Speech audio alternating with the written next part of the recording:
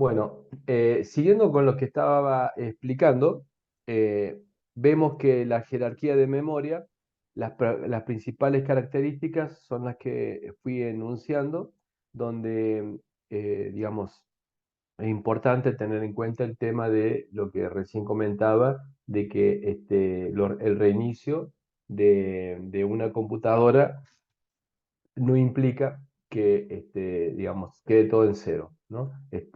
Entonces, siguiendo con la siguiente diapositiva, vemos que eh, algunos, algunos aspectos fundamentales de la gestión de memoria dice que al no poder contar con las características, con ciertas características, de tener una memoria infinitamente grande, recordemos, y acá el ejemplo que les comentaba, 1024 gigabytes megabytes de un disco duro contra 8, 4, 16 que puede tener una computadora convencional. Eh, y no es infinitamente rápida, eh, no es volátil, la memoria RAM, perdón, el almacenamiento, esto es que no perdiese su contenido en ausencia de energía eléctrica. Y bueno, ya han surgido justamente algoritmos, técnicas capaces de administrar de forma óptima la memoria de nuestra computadora. Y haciendo un repaso general de lo que puede llegar a implicar esto que menciono, decimos que han habido equipos que teníamos memoria real, monousuario no permitía tener este manejo que lo que estamos presentando es un preview de lo que vamos a ver. Tenemos multiprogramación o digamos cuando trabajamos con memoria real, donde vemos que se trabaja con particiones. Y acá podemos hablar de memorias con particiones fijas y particiones variables, donde permite una relocalización. Es decir, que cuando de memoria RAM pasa al disco y después del disco, o sea, hablando de almacenamiento secundario, se vuelve a memoria RAM, no siempre sube a la memoria en el mismo lugar que estaba antes. Por eso habla de relocalización, en otra parte puede estar, lo cual implica que no haya que hacer referencias en forma estática, sino, digamos, dentro digamos, del bloque, y hablamos ya anticipadamente, estamos hablando de un bloque y dentro del bloque siempre va a estar ubicado en la segunda posición, por ejemplo. Si hablamos de memoria fija, vamos a hablar de un determinado direccionamiento de memoria, y el cual, digamos, no sería correcto y no permitiría la relocalización si pasara esto. Cuando hablamos de memoria virtual, estamos hablando de multiprogramación y acá aparecen conceptos de paginación pura o segmentación pura. Se puede dar la combinación de ambas y obviamente si tenemos paginación y segmentación van a ser de determinado tamaño, y ese determinado tamaño de memoria no debería sobrepasarse, de modo tal que deben haber controles para su protección. Entonces, esta pequeña imagen les sirve a ustedes inclusive como referencia para poder escalar, digamos, en forma de un índice de lo que vamos a ver a continuación. Cuando mencionaba inicialmente de que había un gestor, un administrador o tal vez un scheduler de memoria, eh, surge o resurgiría la pregunta de decir, bueno, ¿quién es el que administra la memoria? ¿Y qué es la administración propia? Eso lo vemos en la siguiente diapositiva, la que estamos viendo en este momento, donde dice que es una tarea que realiza por el sistema operativo y que consiste en gestionar la jerarquía de memoria, en cargar y descargar procesos en memoria principal para que estos sean ejecutados. Y para ello, el sistema operativo gestiona lo que se conoce con el nombre de MMU, que es la unidad de administración de memoria, en el cual un dispositivo hardware que transforma las direcciones lógicas en físicas. Es decir, que es un hardware que se ubica entre el CPU y la memoria donde hacer la referencia justamente de tomar, supongamos, de disco, pero no toma puntualmente la información, al menos que sea necesario en este contexto que estoy hablando y transitando, de la información propiamente, sino que hace referencias a donde están ubicados. Entonces, por eso pasamos a hablar de direcciones lógicas en direcciones físicas. Y cuando tenemos la necesidad que ese dato esté en memoria, eh, en el disco duro va a estar ubicado, por ejemplo, eh, en esta idea macro o idea general, va a estar ubicado en el espacio de memoria de los 640, digamos, de espacio de almacenamiento giga, y mientras que la memoria RAM está ubicado dentro de los 4 GB de RAM que tenemos. Entonces, evidentemente, después cuando ese dato es modificado y tenga que ser bajado al disco, digamos, tendremos que saber que dónde tiene que guardarlo, que es una dirección distinta a como el CPU que maneja y modifica ese dato por una interrupción de entrada-salida, porque justo modificó el usuario una consulta a la base de datos, hizo un update, lo está modificando en la memoria, pero la memoria justamente es el direccionamiento de 1 GB, digamos, en la dirección que da esa 1024, por ejemplo, pero en la memoria hay que traducirlo para que se efectivice, digamos, ese dato. Entonces, por eso hablamos de la transformación de lógicas a físicas. El MMU, su trabajo es ver qué partes de la memoria están en uso y cuáles no están. Justamente lo que les mostré recién de mi dispositivo celular es que toda referencia bamboleante, lo que hay, la elimina directamente, me deja el sistema operativo, es decir, que lo que está haciendo, digamos, no es puntualmente lo que quiero comentar, que es separar los espacios de almacenamiento en uso del libre, para que en libre quede todo marcado como un espacio grande, libre, y no queden, digamos, desperdiciados pedacitos de memoria en uso, donde es más práctico reunirlo. Este trabajo de reunir la memoria, usualmente se conoce con el nombre de Garbage Collector, y que es lo que termina haciendo, reuniendo el espacio disponible el espacio digamos, libre. Esto se conoce con el nombre de fragmentación o de fragmentar el disco, y ustedes lo pueden ver en esta imagen que están viendo, y de paso les pregunto si están observando, digamos, eh, una imagen que estoy moviendo. Sí, se ve, profe. Sí, profe, Bien, se ve. entonces esto que está acá lo pueden hacer ustedes si tienen una computadora Windows 10, que es lo que hice. Presionan el botón derecho sobre el disco y se van a herramienta y van a ver una parte que dice optimizar las unidades de su equipo. ¿Y cómo la optimiza? Justamente, si le digo optimizar, van a ver que aparece un mapa del disco, que está todo desperdigada la información, y después de optimizar van a ver que está el espacio ocupado por un lado y el espacio libre por el otro. Eh, bueno, básicamente permite organizar esta información lógica con la física. Imaginemos que mandamos a correr este algoritmo que es la herramienta que tiene Windows para organizar mejor la memoria, y obviamente el dato que se encontraba en la posición de 512 gigas, ahora va a estar en la 320, porque, digamos, se acomodó el espacio.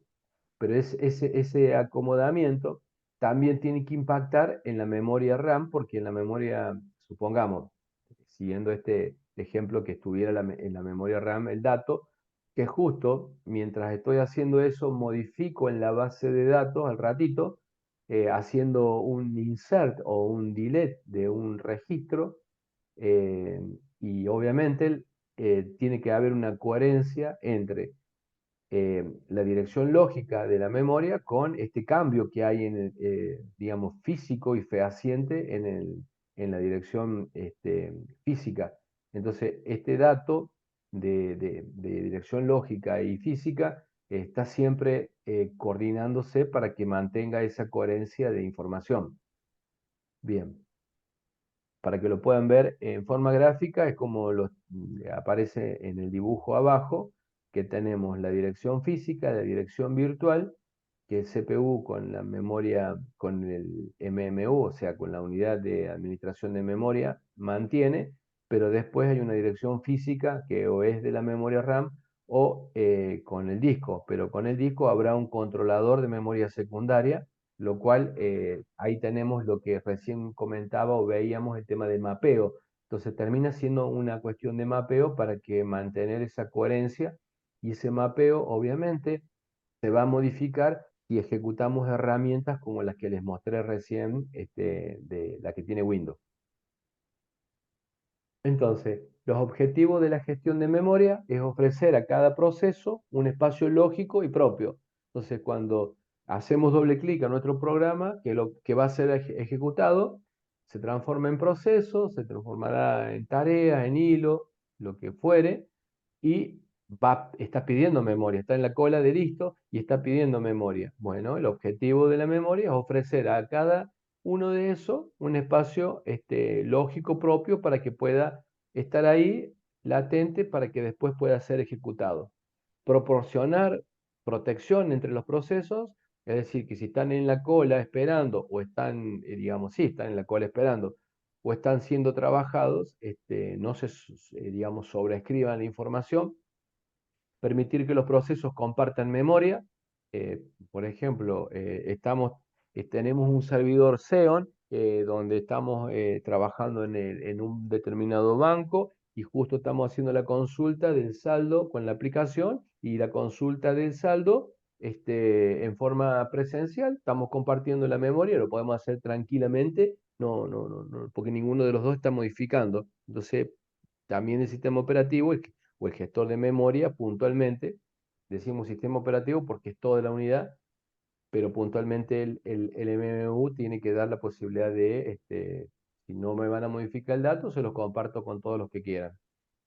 Y obviamente maximizar el rendimiento del sistema, es decir, ¿cómo lo maximizo? Y cada vez que necesite, un proceso necesita memoria, debe tener la posibilidad de no tener que esperar y que sea asignado el menor tiempo posible. Para eso tendrá que tener todas las dificultades que vamos a ir viendo a continuación. Los requisitos de la memoria: necesito reubicación, protección, compartición, organización lógica y organización física. ¿Qué fue lo que fui describiendo recién? Reubicación, porque cuando estamos trabajando con multiprogramación, en un sistema multiprogramado, la memoria se encuentra compartida por varios procesos y por lo tanto debe ser cargado y descargado de memoria constantemente.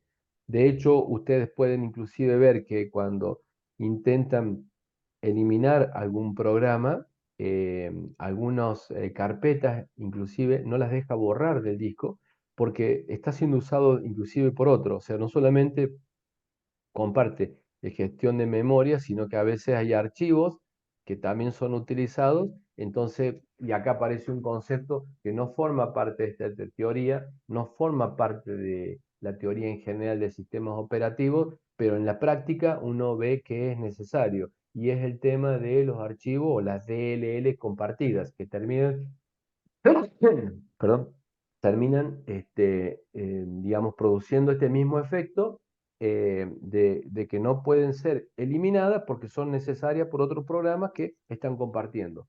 La protección de los espacios de direccionamiento que mencioné recién, la compartición, que justamente mientras que no haya una posibilidad de acceso que modifique y solamente sea de solamente consulta, para el ejemplo que comentaba recién, podemos hacerlo. La organización lógica, dado que tanto la memoria principal como la secundaria presentan distintas organizaciones, porque uno tenemos una dirección física real y la otra virtual, debe coexistir, digamos, una coherencia, este, donde se trata obviamente los datos y los programas. Y los programas, ¿por qué? Porque justamente cuando se terminó el Quantum lo tengo que mandar al disco. Y los datos, ¿por qué? Porque tengo un volumen gigante, lo tengo en memoria, una partecita que va a ser modificada y hago correr una herramienta de mejora de espacio de disco y me tiene que modificar, digamos, el direccionamiento que tengo en la memoria en ese momento.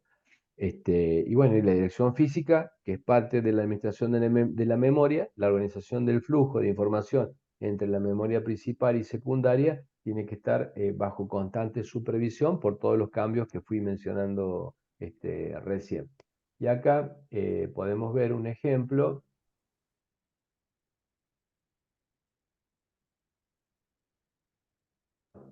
Perdón, apreté el muteo sin, digamos, apreté el muteo. Bueno, las técnicas de administración de memoria, como podrán ver, podemos tener técnicas que trabajan sobre particiones de igual tamaño y técnicas que trabajen sobre distinto tamaño. Las técnicas que trabajan sobre igual tamaño, les consulto usando su conocimiento y su expertise a ver qué dificultades pueden presentarse en esto de tener todo de igual tamaño. ¿Qué se les ocurre a ustedes? ¿O qué pueden visualizar teniendo esa experiencia que hago mención? ¿Qué Por ahí hay dificultades? programas que requieren más memoria o que usan una pequeña parte de esa memoria asignada. Ahí está el punto, Matías. Puntualmente, cuando tenés poquito espacio, tu programa, por lo que sea, está necesitando 2 megas y estás ocupando los 8 y no se puede usar por otro. Entonces ahí tenés, y eso te produce una fragmentación, porque de los 8 estás usando 2, te quedan 6 y esos 6 no los podés usar porque la política es que son todos módulos iguales. Entonces tenés una fragmentación que no la podés usar ni reusar. Ese es un inconveniente, muy bien dicho. Y bueno, y con respecto a las particiones de tamaño distintas o variables, ¿cuál puede ser la dificultad? ¿Qué se les ocurre? Calcular cuánto requiere cada programa. Sí, pero suponete, necesita 8 y necesitas 10, tomás 8 y 4. ¿Qué se les ocurre que puede ser? Estoy pidiéndoles que miren, usen la imaginación, si no, está explicado en otra diapositiva más adelante. Es solamente como para ver si se les ocurre algo nada más, o han visto, y para tener esta pequeña interacción también. ¿Qué se les ocurre que puede ser el problema? Es más, acabo de abrir, hacer clic en el chat para leer si alguien escribe. Si no se les ocurre nada, voy a avanzar y después lo vamos a ver. Bien, voy a avanzar, pero simplemente les puedo adelantar que si necesito un programa, necesita, supongamos, 10 gigas, voy a ocupar los dos primeros. Está bien, el primero está ocupado por el sistema operativo. Voy a usar, si necesito 8 gigas, 8 megas, perdón, voy a ocupar el segundo y el tercero del tamaño variable. Ahí tengo 10 megabytes, ¿está bien? Y supongamos que después voy ocupando todos los espacios y el programa se terminó de ejecutar y libero el 4 y libero el 6 y se libera el 3. Entonces voy a tener 4 más 6, 10, más 3, 13. ¿Está bien? Y supongamos que mi programa ahora necesite 12. No lo puedo, digamos, poner, digamos, asignarle, porque justamente tengo 13, pero distribuido en distintos módulos y necesito, digamos, tengo 13 y necesito 12, no puedo cubrir la necesidad. ¿Se entiende el problema? Entonces, ¿qué es lo que haría ahí? Mandaría a correr el de reubicar la memoria para que me quede todo el espacio disponible por un lado y el espacio libre por el otro. Entonces, ahora sí podría ocupar porque me va a quedar todo libre, digamos, o sea, me va a quedar los 13 disponibles y todos juntitos, uno detrás del otro, o sea, que que el 4, el 6 y el 3 se van a acomodar hacia la derecha, van a quedar vacíos. Entonces mi programa de 12 ahí puede entrar y trabajar sin problema. Eso sería más o menos. Si no lo ven, no se preocupen que lo vamos a ver en una diapositiva que voy a mostrar a continuación. Bien, entonces corto la cámara y avanzo mostrando esto. Que son, con particiones estáticas surgen dos dificultades. Un programa puede ser demasiado grande para caber en una partición y por lo tanto, si el programa no se ha diseñado mediante superposición, simplemente no se va a poder ejecutar. Hay lenguajes de programación que permiten hacer un solapamiento y obviamente teniendo cuidado de que no se vayan a pisar los datos, pero hay lenguajes que sí, por ejemplo, supongamos que tenemos módulos como para el ejemplo de son estáticas, todos son de 8 y necesito 32 y otro necesita 64 megabytes, entonces puedo usar el de 32, yo sé cuándo lo voy a usar porque justo hago una consulta determinada, pero como tengo el conocimiento de cómo estoy con bajos recursos de memoria, puedo indicar que esos datos pueden ser solapados, es decir, sobrescritos, sin ningún problema. Yo ocupo siempre esos espacios, digamos, ¿no? Teniendo casi las funciones que mi software termina siendo una partecita administrando, digamos, el propio espacio de almacenamiento. De otro modo, podrán estar en memoria aquellos módulos del programa que se necesiten, pero se requerirá que estos módulos sean intercambiados a medida que la ejecución progresa.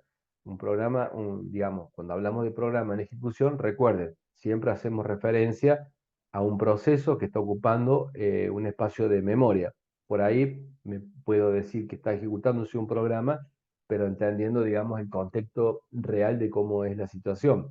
Acá se dice que se malgasta el espacio interno a cada partición cuando el bloque cargado es más pequeño, que es justo lo que decía Matías. Entonces, esto se conoce con el nombre de fragmentación interna.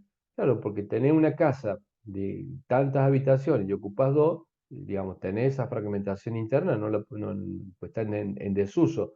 Ese es el problema cuando tenés FIFO, cuando cargas aplicaciones de menor tamaño. Es decir, cualquier proceso, por pequeño que sea, ocupará siempre la partición completa. Eso es el inconveniente puntual.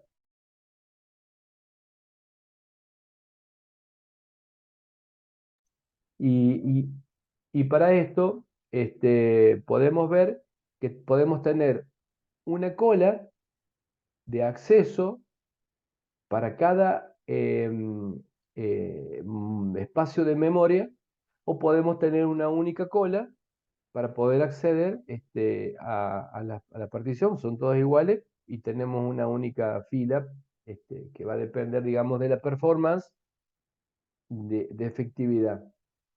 Y ahora apelando solamente de nuevo a su experiencia, y la experiencia, cuando digo experiencia, uno apunta a la experiencia real de programación, a la experiencia de vida.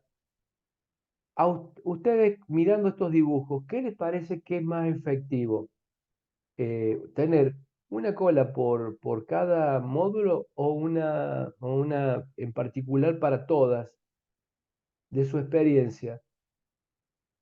¿Una sola no ocupa menos recursos? Puede ser que ocupe menos recursos. ¿Y lo has visto en algún lugar? No, Y si te digo que sí, ya te digo dónde. Germán, ¿ibas a hablar? Ya vas a ver que sí, Matías, que lo has visto. No, pensaba de que depende de la situación, a veces está bueno separar en distintas colas, pero no sé si sería el caso este. Bueno, antes de decirle dónde lo han visto, ¿cómo sabrían elegir un modelo u otro? ¿Qué es lo que harían? Supongamos que tienen la posibilidad y qué es lo que harían para decir, no, mira, vamos por este modelo.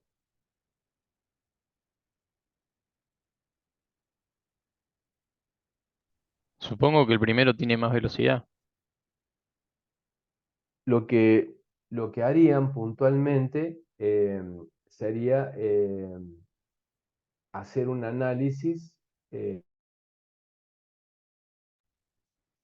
hacer un análisis de auditoría. Es decir, si tuviera que elegir puntualmente cuál es la opción que voy a elegir, mandaría a hacer lotes de prueba en la vida real, en el procesamiento, lo que sea, pero por lo menos tendría un dato estadístico para decir, este modelo o sea, caemos al trabajo que ustedes están haciendo, que es un trabajo de análisis de performance. Entonces, teniendo la performance, uno puede decir, aunque la performance, aunque se hayan equivocado en el algoritmo, etcétera, pero tienen un dato, y con ese dato uno puede decir, digamos, elijo tal situación o tal otra. Y les voy a decir ahora dónde seguramente han visto, digamos, una de las opciones. Ustedes en Villa Mercedes tienen un hiper, que es un supermercado, un hiper, ¿no? Un hiper. ¿Qué tipo de fila tiene ese hiper? La Mirando cola mi... rápida, la, la fila rápida ¿Y? y la común, para productos mayores a 15 creo que. Ajá, y en general para todo el resto de la gente. A qué ejemplo se parece más, el de la izquierda o el de la derecha? ¿Al tener una por caja o una única para todos? El de la izquierda. Uno por caja, una fila por caja. Claro. ¿Han ido al mayorista, al hiper? Esteban ha ido a comprar, parece. El resto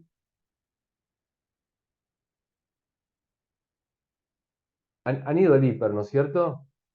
Pregunto eso nada más, si han ido al hiper. Es así. Y si es así, se asemeja, todos hacen la misma fila. Y todos hacen la misma fila, se asemeja al de la derecha. No sé si para el caso de las velocidades, etcétera, corresponderá usar el de la derecha o izquierda. Simplemente lo que digo es que en la vida real se han instrumentado, el mismo supermercado ha instrumentado esta modalidad de tener una única fila y tener varias cajas, es decir, 8 megas por cada uno, pero no importa, no le asigna uno por caja. Antes era así, entonces provocaba, digamos, que el usuario, y acá tiene que ver con un contraste para poder decir, encarémoslo de tal forma.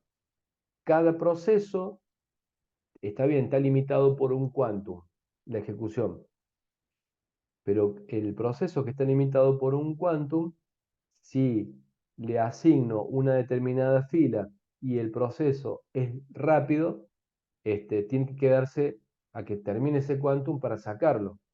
Si tengo una única que lo voy distribuyendo y si la cola estuvo y está en la cola, digamos, y es rápido y paga y se va, entonces puede entrar otro a ocupar la misma caja, no va a estar la caja ociosa, a eso me refiero, y por eso es que le preguntaba si tenían experiencia de haber visto, eso es lo que he observado, y, y cuando he hecho fila me he puesto a ver por qué puede ser tomando tiempo, o sea, porque la cola es larga, tomando tiempo y uno puede tener una idea solamente una idea, o tal vez perder tiempo para distracción en la fila, pero si están, hagan eso, vean cuánto demora en que 10 personas que están en la fila son atendidas con X cantidad de cajas, saquen un promedio y tomen el promedio. Si les toca ir a otro súper que atiende, como el del lado de la imagen de la izquierda, que hay una fila por cada caja, y vean el promedio y ustedes pueden comparar, digamos, indistintamente de la velocidad de las personas. Si una fila, si en un súper atienden siempre promoción de jubilado, se entiende que va a ser más lento que una que uno va a chicos jóvenes, me refiero. Bien, que son más dinámicos nada más. Acá tenemos un ejemplo de lo que comentaste, Matías, o que comenté yo, ya le perdí el hilo, que lo voy a explicar. En este ejemplo parte de una computadora que recién se prende, se carga el sistema operativo y están los 56 megabytes disponibles. Viene después el proceso 1 que va a ocuparme 20 megas y se asigna. Inmediatamente después, en el estado C, viene el proceso 2 que tiene 14 megas, me quedan 22 megas disponibles. Y en el D viene otro proceso, proceso 3, que ocupa 18 megas. Entonces, me quedan 4 megas disponibles. En el C, eh, vemos que el proceso 2 terminó o se suspende, lo que sea, sale de la cola y tengo 14 megas eh, disponible. En el D entra el proceso 4, que tiene 8 megas, y como el primer espacio que tenía, que ocupaba, que era disponible, tenía esto que está acá, este espacio, ocupa el P4, el proceso 4, los 8 megas, y me quedan 6 megas disponibles. En el proceso G vemos que el proceso 1 eh, se ha liberado y me quedan 20 megas. Tengo 20 megas disponibles, 6 megas disponibles y 4 megas disponibles en el G. Y en el H, el proceso 2, que se vuelve a cargar en memoria, ustedes ven que en el punto C, el proceso 2 estaba en forma inmediatamente contigua al, al proceso 1. En el H, el proceso 2, como tiene espacio, el primero que encontró era suficiente, lo pone ahí arriba. Entonces, si ustedes miran, eh, primero acá tenemos el concepto de reubicación, relocalización. ¿Por qué? Porque el proceso 2 lo demuestra. El otro tema que con las particiones estas que son de tipo dinámica, es decir, que a medida que voy necesitando va ocupando, me genera este inconveniente que tengo 6 gigas de espacio, 6 gigas después otro huequito y 4. Si llego a venir un proceso que necesite, por ejemplo, 7 megabytes, perdón, 7 megabytes, se dan cuenta que no puede entrar. No puede entrar porque tengo 6, no puede entrar porque tengo 6, no puede entrar que tengo 4. Por lo tanto, no puedo hacer uso del espacio y lo tengo que rechazar. Lo tengo que, sería bloquear hasta que se desocupe. Por eso es que es válido, cuando tenemos particiones dinámicas, ejecutar algún proceso que me permita reordenar, porque si reordeno, me va a quedar todo el espacio ocupado inmediatamente debajo del sistema operativo, y después me va a quedar todo el espacio libre, que va a ser la suma de 6 más 6, 12, más 4, 16, y el de 7 megas, el proceso de 7 megas que estoy suponiendo que puede entrar, listo, va a entrar sin ningún problema y voy a ejecutarlo, o dejarlo en memoria. Entonces, acá vemos los dos conceptos, entonces, de reubicación y del inconveniente que tiene en esta asignación dinámica de, de, de memoria.